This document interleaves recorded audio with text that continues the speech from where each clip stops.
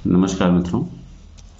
आज हम लोग जन्म कुंडली के मंगल के रहस्य की चर्चा करेंगे, क्योंकि आपकी जन्म कुंडली में मंगल किन भावों में बैठे हैं या मंगल की जो मूल प्रवृत्ति होती है, ग्रहों में मंगल की जो मूल प्रवृत्ति होती है, उस प्रवृत्ति के नाते मंगल क्या क्या चीज़ें आपके जीवन में कर सकता। होता क्या है कि मंगल किन किन रूपों में दिखता है आपकी कुंडली में, आपके जीवन में। यदि आप कोई व्यवसाय करना चाहते हैं तो आपको लगता है कि हमें करना क्या है, कौन से व्यवसाय करना है। तो जैसे कि मंगल जिनके जीवन में अच्छा होता है वो भूमि के मालिक होते हैं, जमींदार होते हैं। भूमि का काम करेंगे तो अच्छा होगा। मंगल जिनके जीवन में अच्छे होते हैं वो बिजली का भी काम कर सकते हैं, क्योंकि मंगल विद्युत भी है।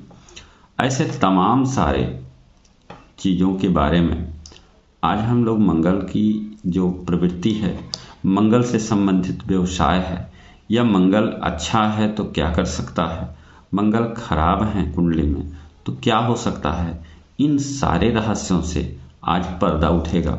आज का इस कार्यक्रम है, आप सभी का स्वागत है और मैं हूं डॉक्टर गणेश पांडे। मित्रों, आज मंगल की बात हम करते हैं। मंगल की बात करते हैं तो ये चीज़ समझ में आती है कि जिस व्यक्ति का मंगल अच्छा होता है, मंगल उत्साह होता है, मंगल साहस होता है, मंगल बिजली की तरह फुर्ती देता है।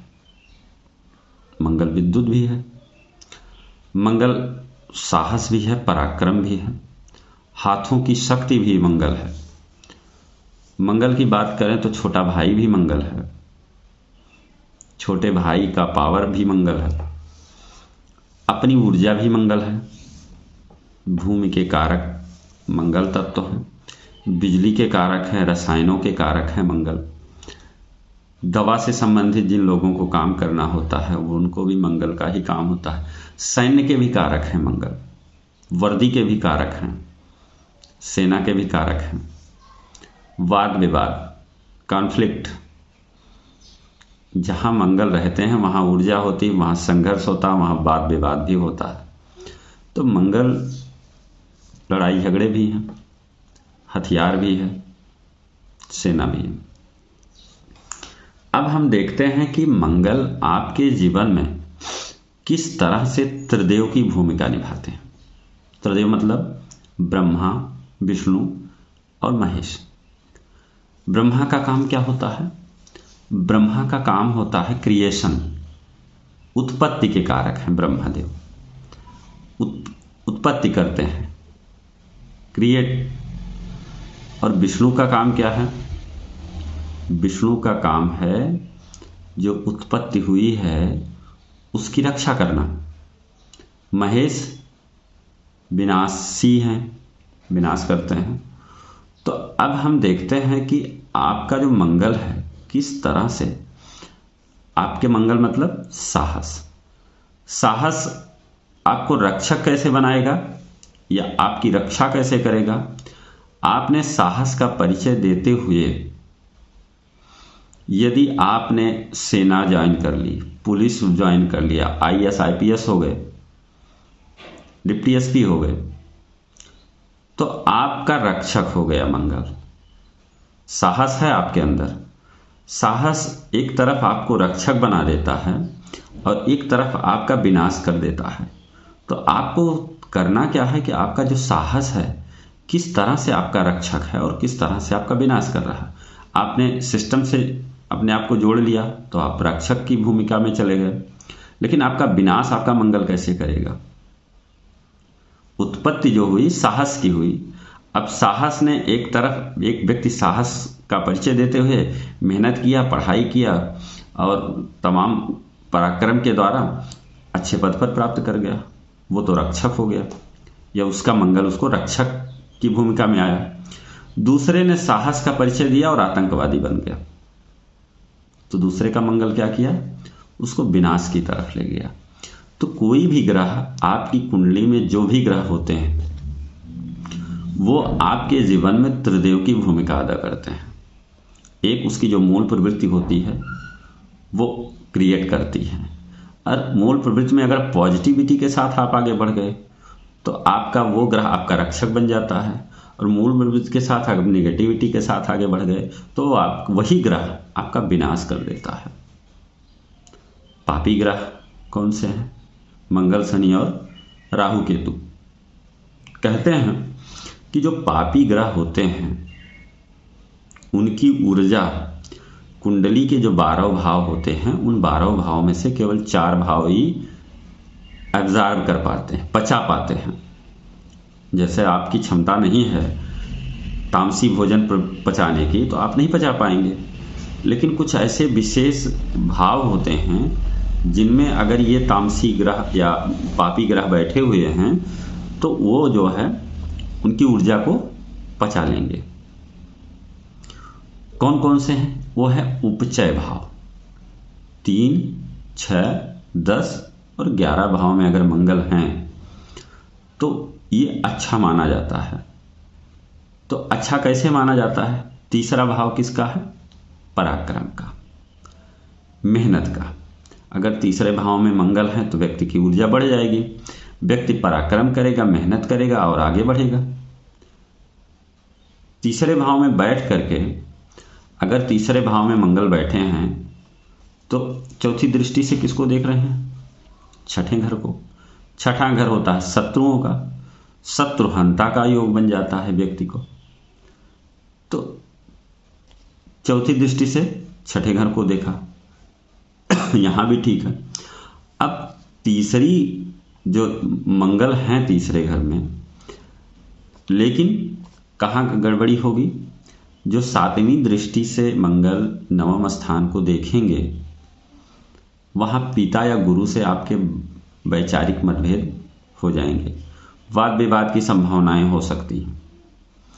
और 8वीं दृष्टि से आपका जो कर्म क्षेत्र है वहां पे जो है वाद विवाद हो सकता है। तो जो मंगल की दृष्टि है छठे घर पे पड़ रही है तो आपके शत्रुओं का नाश कर देगी, आपके सामने कोई शत्रु टिक नहीं पाएगा। दूसरे, अगर आप छठे घर में मंगल हैं तो छठे घर का मंगल आपके जीवन में पहली चीज तो शत्रुओं का नाश करेगा। ऊर्जा भी चाहिए, अगर आपके अंदर ऊर्जा है तो आप शत्रुओं का नाश कर देंगे, ऊर्जा नहीं है तो नहीं करेंगे। अब जब छठे घर में मंगल बैठे हैं तो चौथी दृष्टि से फिर 9वें भाव पर पड़ रही है, फिर वही स्थिति आएगी। और उसके बाद जो है 7वीं दृष्टि से आपके द्वादश भाव पर पड़ रही है। द्वादश भाव होता है व्यय का, गलत चीजों पे खर्चे बढ़ेंगे आपके। और उसके बाद 8वीं दृष्टि से आपके लग्न पर पड़ रहा, आपके व्यक्तित्व पर पड़ेगा। अब अगर हम 10वें भाव में चले आए, मंगल की स्थिति देखें तो मंगल जब 10वें भाव में होते हैं तो 10वें भाव में बैठ करके 1, 2, 3, 4 चौथी दृष्टि लग्न पर पड़ेगी तो व्यक्ति का हिष्ट पुष्ट बलिष्ठ होगा, मजबूत होगा। उसके बाद 7वीं दृष्टि आपके चतुर्थ भाव पर होगी और 8वीं दृष्टि आपके पंचम भाव पर होगी। तो 7वीं दृष्टि चतुर्थ भाव पे होगी तो चतुर्थ भाव होता है मन और पंचम भाव होता है बुद्धि। तो मन से अशांत रहेगा और बुद्धि से जो है, जब क्रोध अधिक होता है, कहते हैं क्रोध बुद्धि को खा जाता है, तो क्रोध को इतना बचाना है कि बुद्धि को ना खाने पाए। तो इस तरह से व्यक्ति किस तरह से जो मंगल है लोगों को कैसे प्रभावित करता है, अगर अच्छा है तो आपके जीवन को सकारात्मक चीज़ों से भर देगा, आपका रक्षक हो जाएगा। लेकिन खराब अगर चला गया तो आपका विनाश भी करेगा। जैसा कि हमारे तमाम जगत में उदाहरण हैं। अगर हम शास्त्रों में चले जाएं, पुराणों में चले जाएं, तो भस्मासुर एक ऐसा नाम है, आप सभी जानते हैं। उसको शक्ति तो मिली लेकिन उसने उस शक्ति का दुरुपयोग करना शुरू किया और उस दुरुपयोग ने उसको खत्म कर दिया। तो कहने का मतलब है कि अगर मंगल की ऊर्जा अगर आप बिगड़ जाए तो आप कहाँ किसको याद करेंगे? तो आपका मंगल सही हो जाएगा। आप भगवान नारायण को याद कर लीजिए, मंगल आपका सही हो जाएगा। क्योंकि क्रोध को शांत करने वाला अगर कोई है तो बुद्धिमत्ता ही है। और बुद्धिमत्ता आती किससे? बुद्ध से, नारायण से। तो कहने का मतलब है तमाम चीज़ें ऐसी हैं जैसे अब अगर जैसे मान लीजिए 11वें भाव में अगर मंगल हो गया, मंगल या राहु का या मंगल शुक्र का संबंध हो गया, मंगल ही समझ लीजिए हो गया, बैठ गया, तो बड़े भाइयों के साथ वाद विवाद की संभावनाएं बढ़ जाती हैं। 11वां घर होता है आपका सोशल, सामाजिक दायरा, वहाँ भी आपके लोगों से वाद विवाद होते रहेंगे। तो कहने का मतलब यह है कि आपका जो 11वें घर में मंगल है आपकी एम्बिशंस को पूरा करने के लिए तो सहायक है, लेकिन अगर अपने आपको आप कंट्रोल में नहीं रखें, बुद्धि का प्रयोग नहीं किए, तो ये चीज़ें कॉन्फ्लिक्ट भी देती हैं, वाद विवाद भी देती हैं।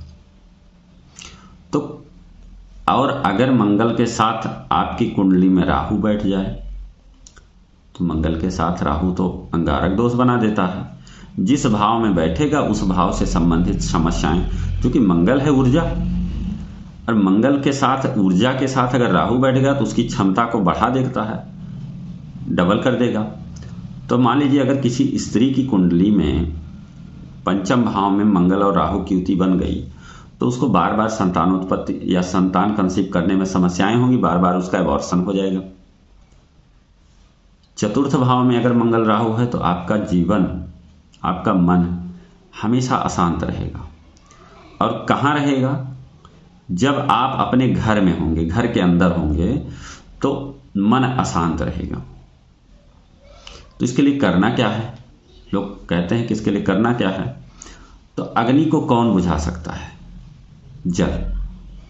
तो अग्नि को जब जल बुझा सकता है, तो आपका अगर मंगल और राहु का संबंध बन रहा है, तो इसके लिए रेमेडी क्या है? आपको नदी के किनारे जाके बैठना चाहिए। नदी के किनारे जाके बैठेंगे तो आपको आराम मिलेगा। मतलब जल से संबंधित चीज़ें रहेंगी आपके जीवन में, तो आपका जो मन है कंट्रोल रहेगा। अग्नि को कंट्रोल करने के लिए जल की ही आवश्यकता होती है। पंचम में है तो बुद्धि आपकी भ्रष्ट हो जाएगी, और अगर आपका चित्त अशांत हो जाएगा।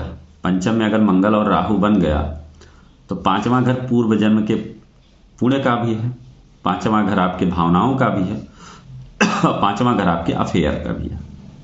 बस एक प्रेम कर लीजिए, एक अफेयर कर लीजिए, आपका चित्त बुद्धि सब अशांत हो जाएगी। तो कहने का मतलब यह है कि आपका अगर मंगल दूसरे भाव में है तो फैमिली को डिस्टर्ब कर देगा, मंगल और राहु।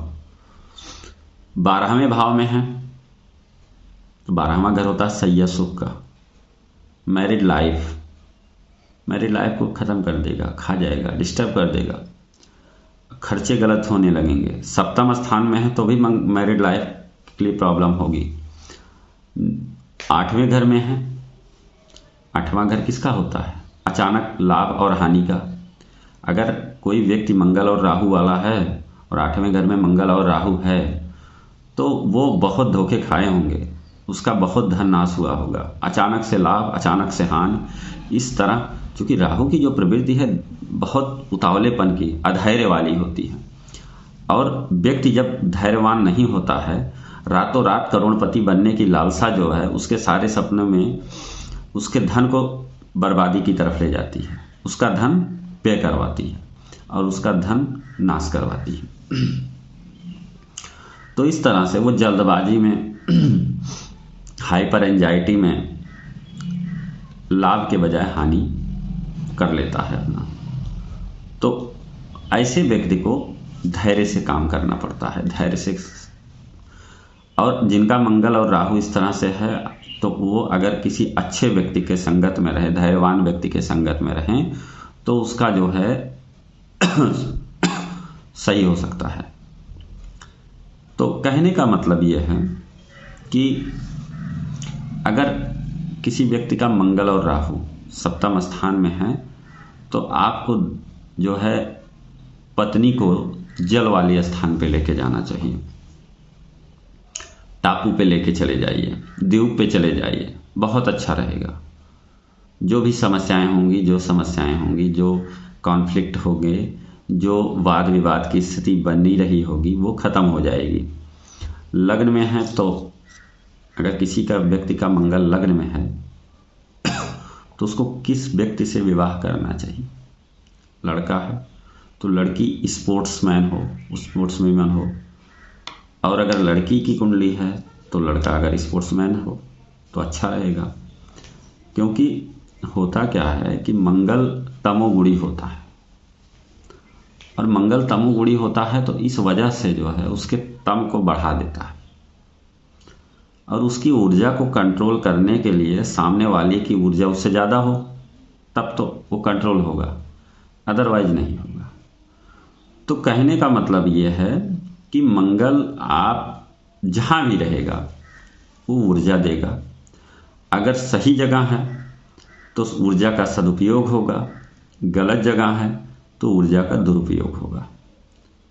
तो आज आप लोगों ने देखा कि मंगल का विभिन्न भावों में बैठ करके क्या प्रभाव होता है, क्या रहस्य है मंगल का, किस तरह से वो अपने आप को रक्षक की भूमिका से किस तरह से भस्मासुर की भूमिका में ला देता है।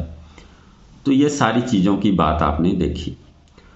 तब तक आप भी अपनी कुंडली में देखिए कि आपका मंगल आपके किन भावों में है, और उन भावों से संबंधित देखिए करना क्या है। और आज के लिए इतना ही मित्रों, फिर मिलेंगे एक नए कार्यक्रम के साथ, एक नए विश्लेषण के साथ। तो आज के लिए इतना ही। नमस्कार। ओम नमः शिवाय।